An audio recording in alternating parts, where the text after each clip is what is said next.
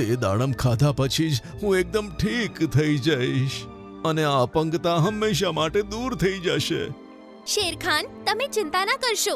તમારા માટે હું તે ગુફાની અંદર જઈશ અને તે દાડમ તમારા માટે લઈને આવીશ.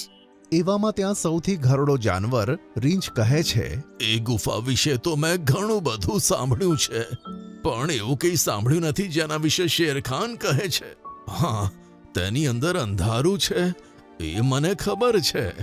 જો શેરખાનના દાદાજીએ તેમના સપનામાં આવીને કહ્યું હશે તો તે વાત ખોટી નહીં હોય. હું ત્યાં જરૂર જઈશ.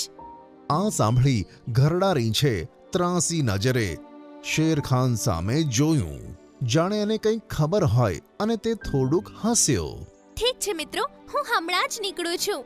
લોમડીએ બધાની વિદાય લીધી અને કાળી ગુફા તરફ નીકળી પડી.